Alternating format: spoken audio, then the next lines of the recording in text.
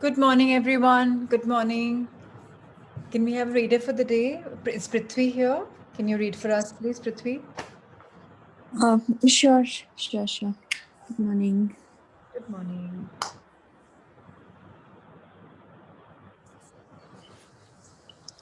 Correcting thoughts. Anything that is created begins with a thought. The thought of something really is that something, only at the most refined vibration. Everything in the universe began with God's thought about creation. You are, in the most elementary sense, a thought of God. Rather, you are a part of that marvelous, perfect thought that created all. Being a part of that thought, you are also the whole. God's thought that gave rise to creation is indivisible. His one thought contains the entire blueprint for the cosmos and every single atom and soul. Furthermore, God is not separate from his thought any more than you are separate from your thoughts. That is why you are one with God. There is no other logical way to understand this. God is very much in tune with, one with the thought that created us. You are really that thought in your most refined state. So you are one with God. Because we are the one thought that created everything, we can know everything about that thought. We are not just a separate aspect of that thought. No, we were created to know everything that contained in God's thought that created everything.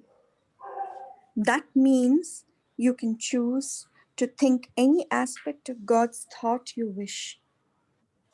It is just like tuning into a radio station. You tune into any knowledge about creation.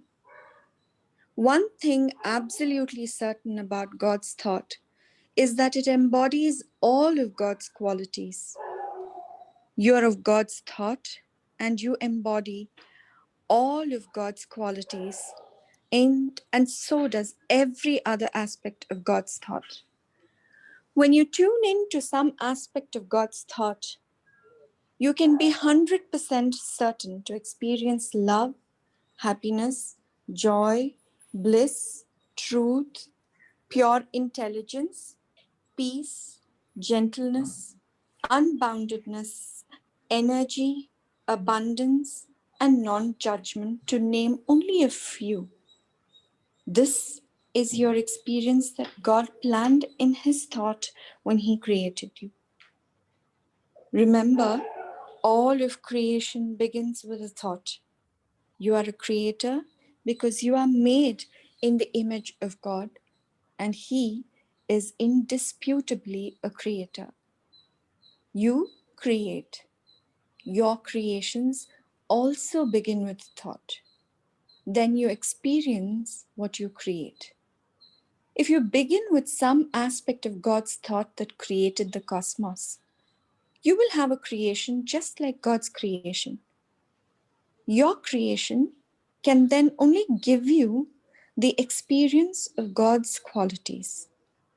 Only those qualities are inherent in His thought. No other qualities are there. His thought cannot manifest what it doesn't have. This is a foolproof method for living life in heaven. Then to err is not human. Then life is not a struggle. Then all the forces of nature come to your aid as you experience only God's qualities. A glance around the world indicates this is not happening. What went wrong? Even your own life appears to include some struggle, some errors, some pain. What went wrong? Nothing went wrong. Even your seeming errors, struggles, and pain point to your divinity and perfection. Remember, you are made in the image of God. God is sovereign. He created you with His thought, and so are you sovereign. Another way of saying you have free will. You are also a creator in God's image, and you create with your thoughts. God's thought, which you are one with, is available for you. You can choose to tune into that thought. That is your choice. It is your free will to use His thought for your creations. Or you can choose to think a thought of your very own. Then your creation will have the qualities you assign to it. Many, many times you have chosen your own thought and created a miserable experience. That doesn't mean you're miserable. That's impossible. You can't change the perfection you are. However, as a creator, you can create an experience what appears less than perfect. Only when you start with God's thought can you be assured of perfection and all those other wonderful qualities. In a very real sense, the world you create by your own thoughts is an illusion. It is not the truth. Truth has permanence. Truth never changes. Truth describes the thought of God that created us and the cosmos. That thought is truth. That thought tells us of happiness, never sadness. It tells us of bliss and joy, never despair. It tells us of intelligence, never make mistakes. It reveals abundance, never poverty. It brings infinite energy, never weakness. It is the hallmark of peace, never turmoil. This truth is simply God's thought that created the universe. The choice is yours. You can choose to create with God's thought or make one up of your own. God would have it no other way. You are created sovereign. You are created with a free will. You are created a creator. The fact you do create proves your divinity, even if you choose to create a hell. Today, you begin to change the nature of your creations. You change your creations to be exactly like God's thought. Your creation, your life, and your experience are to have only God's qualities. You can pretty much tell what your thoughts are by looking at your creations. If you're in debt and are afraid of the poorhouse, you have thoughts of lack and fail to realize the abundance in God's thought. If you're lonely and without anyone to share love with, you have thoughts that you don't deserve love or that it doesn't exist. That isn't true, you say, for you insist you want love and you want wealth. Of course, you want them. You want the experience of all of God's qualities. You want them with a passion. That desire is ingrained as part of your very nature. It is how you were created. You cannot get rid of the desire for love, for abundance, for knowledge, for joy, for peace, etc. It is a part of you. Nevertheless, there is some thought, probably even subconscious, that denies your creation the qualities you desire. How can I possibly change my thoughts if they're subconscious, you ask? Until now, it has been very difficult. Today, you start the process. Gradually, methodically, but certainly, you will change your thinking so that it will create with God's qualities. You will tune into God's thought and claim it as your own. every day this week, read this lesson. Read each sentence slowly and digest its meaning. During your quiet periods, after focusing in the heart and getting your higher self's signal, say, "Dear name, my higher self, now reveal to me some of the errors in my thinking." Then sit quietly and let your higher self communicate. You will realize some thoughts that are creating havoc in your life. Write down those thoughts as they come to you.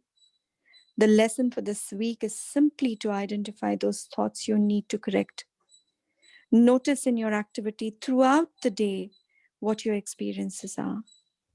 Then, in your next quiet period, say, "Reveal to me, name, my higher self, the thoughts I have that gave me the experience of." This inventory is very important. You need to know the nature of your own thoughts before you can correct them. Your higher self gives that to you. This week, when you lie quietly in bed before going to sleep, think of those people who have been in your life. For each one, realize that he or she has reacted to you as you determined by your thoughts. Take full credit or blame for your experience with them. Send to each love from your heart, feeling it go to them. Then forgive each, knowing what forgiveness really means.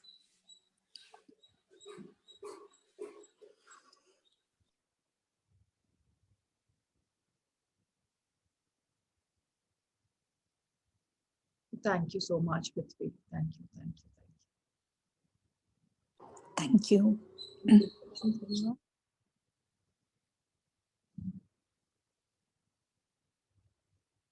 So did anybody go deeper and understand? As Prithvi says, it's a very deep chapter, finding our own things, our own faults, going in internally asking. So I did that yesterday and things came out for me. Today, should we repeat the same meditation? Yeah? All right.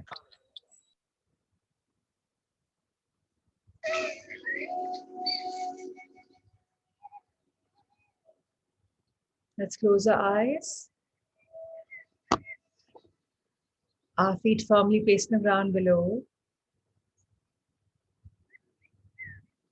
Our back straight. Let's wear a smile. Let's inhale in love.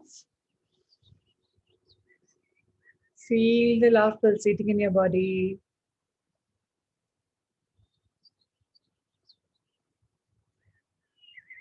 Exhale love ever so gently.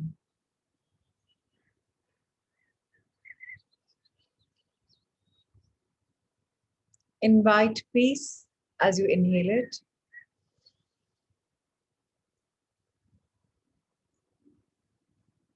Feel the peace.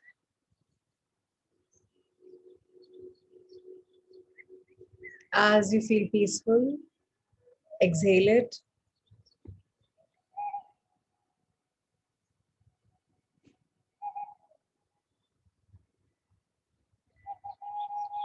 Invite an inward journey. Let's grow.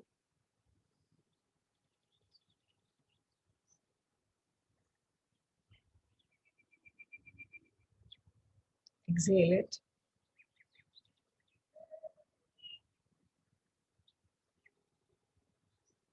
Life is a blessing. Life is magical. Life is what we create out of it. Let's realize our thoughts which are creating havoc in our life. Let's understand where are we coming from. Let's notice our activities, experience. Let's now go in silence after asking our higher selves questions about our life. Dear higher self, please reveal to me now some of the errors in my thinking.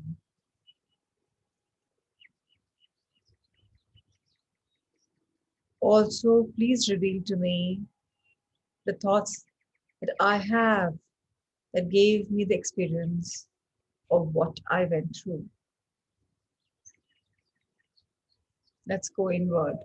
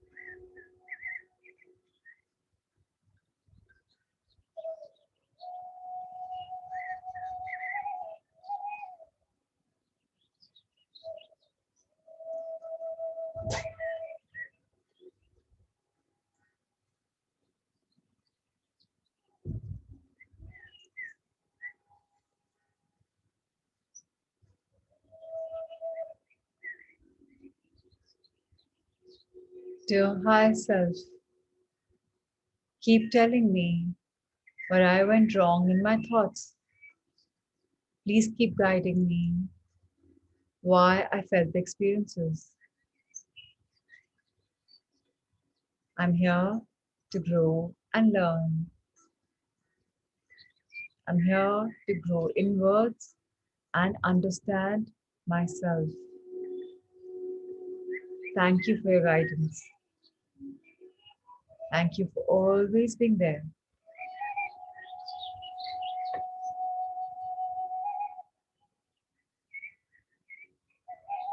Let's now bend down our heads, bow our heads in gratitude towards Mother Earth, Janne Janmabhoomi, for grounding us, for making us reach back to our basics.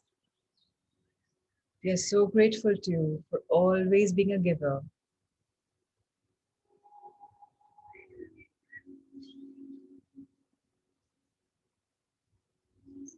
Let's look at our lives with the eyes closed, the eye level. Let's thank our past for all the experiences.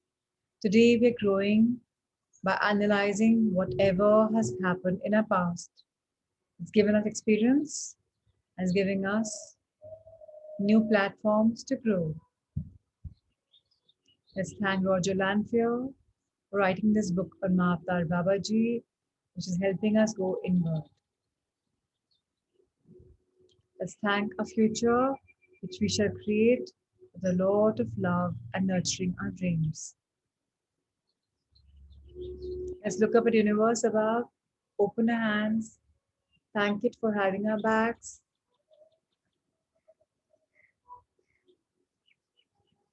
The universe, thank you, thank you, thank you. The divinities, thank you for blessing us. Angels for giving all the guidance. Guardians for protecting us. Cosmos for including us in your leader and making us grow every day. Thank you, thank you, thank you. Bring your hands in front of your heart. Drop them together. Feel the spiritual energy, the connection, and bless your entire body.